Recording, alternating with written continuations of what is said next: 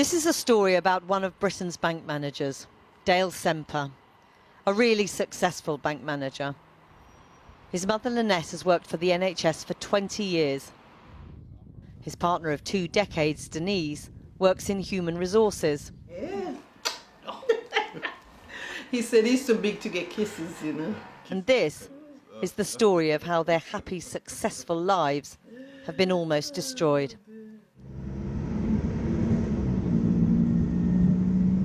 I'm accustomed to being pulled over and stopped when I'm driving cars and so on. I'm accustomed to it. I get it. Never liked it, but I understood, right? But this particular day when they've come out, it was so many police officers. And they said, we're here to arrest you for firearms. I'm like, firearms? I'm like, really? I said, no, you got the wrong person. I don't get this. I'm on my way to work. I'm a bank manager. I do not get this. And I'm arguing. I'm like trying to explain myself. I'm like, no, this can't be me. It was the most traumatic experience ever. Being pulled over, and before you could blink, the handcuffs were on Dale and he was pulled outside the car, and I was trying to understand what is going on. What did we do? Trying to get a sense from the cops and not understanding what's going on, and basically just being shouted at to stay in the car, be quiet, we're talking to him. Having this played out before somebody actually gave me some information, we're arresting him on firearm. I'm just like, okay, I can breathe now because I know what it is, and I know we don't have any firearms, so, you know, let's let this play out. Police told Dale he was being arrested for possession of a firearm, and they had a warrant to search his home. So at that time, I'm thinking, you have about 15, 20 people here. What is it what could I have actually done to have made something like this happen? Why are they here? Around the same time, police were breaking into his mother's flat while she worked at the local hospital. I worked for the NHS 20 years coming July. And to hear that guns going through my flat, are they crazy? And when I came home, I saw my door busted. So there's a padlock on my door. A lot of things were scattered on my house. All of my drawer with my panties, my bras, everything was pulled out, thrown on the floor. I wouldn't even wish that on my worst enemy. Back at Dale's, the police's line of questioning, which he says he was later to learn underpinned the allegations against him, was how could he afford the things in his house? A nice car. One of the comments the police officer even said when they came in, how did you get to have all these things? I'm like, have all of what?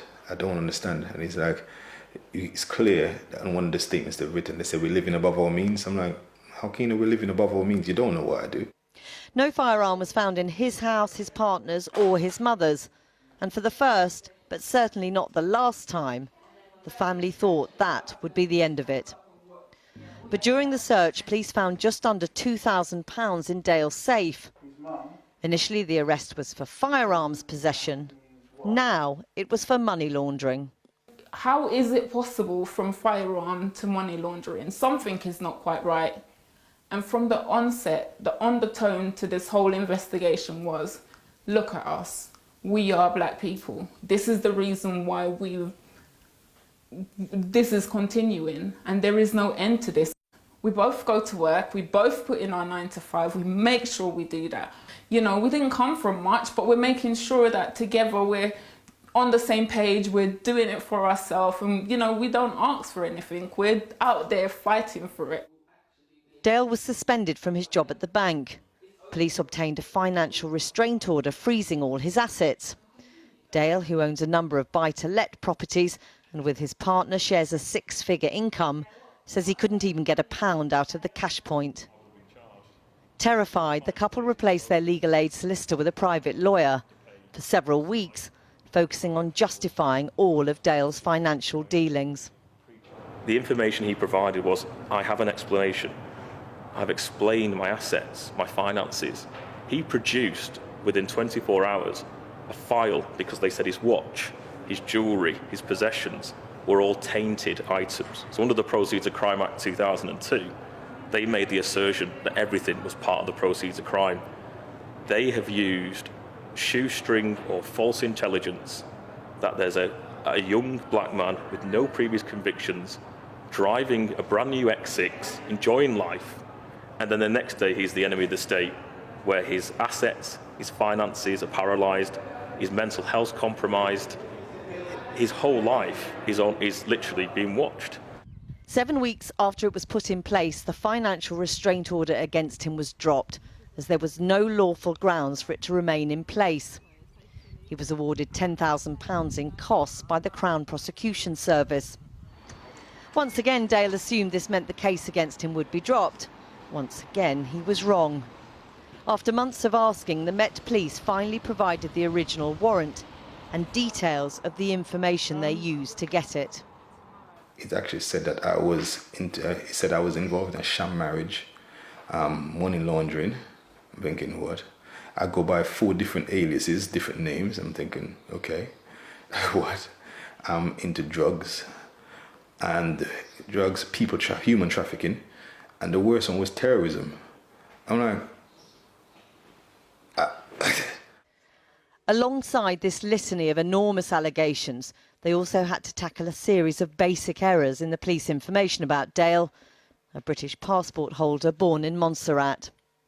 There is this element of being from Jamaica, which he isn't from Jamaica. I am Jamaican. I'm proud of being Jamaican. He has no links to Jamaica apart from me, but he's now it's part of what they're investigating. First, he's in the UK illegally. That's something that could have been quashed very easily. You know, he's got ties to trafficking. Trafficking, come on. It's like they've packed the case so highly for us to defend ourselves that it's gonna overflow, and the overflow is for him to end up in prison.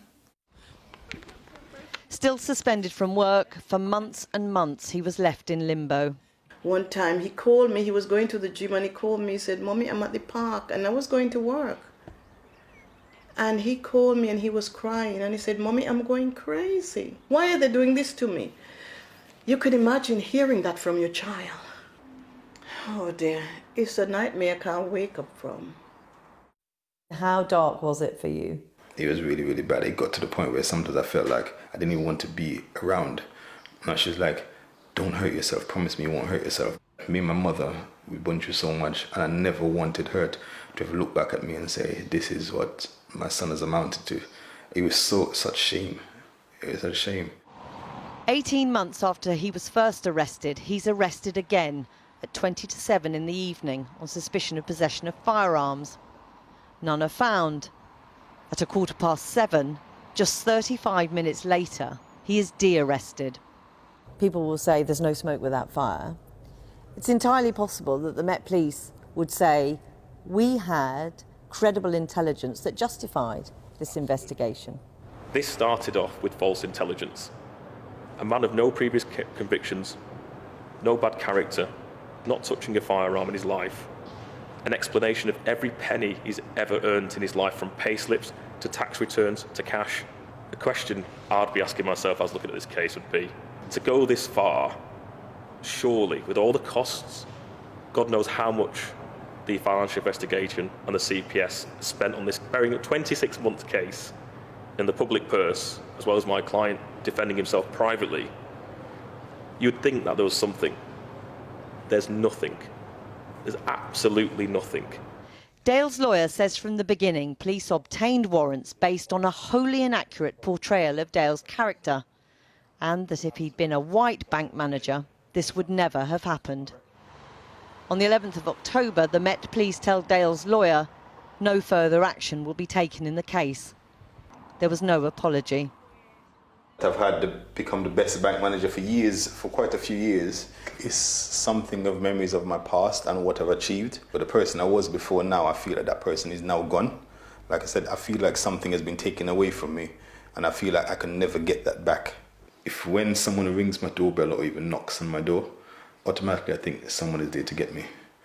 If I'm driving and I see a police siren coming up, even if it's an ambulance, I'm thinking someone is trying to get me. Constantly. I just can't get it out of my head. Dale is back at work, though at a lower grade. His hopes of becoming a director in the bank all gone. It's already cost him around £140,000 in legal costs. He's very conscious of others in a similar situation who couldn't afford to defend themselves. He now intends to sue the Met for damages. The family hope for an apology.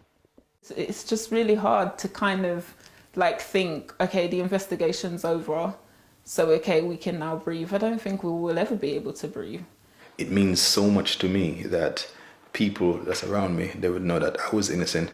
I just feel that if you're good people and you're doing things correctly, in the end, you will prevail. It will happen. It has to happen.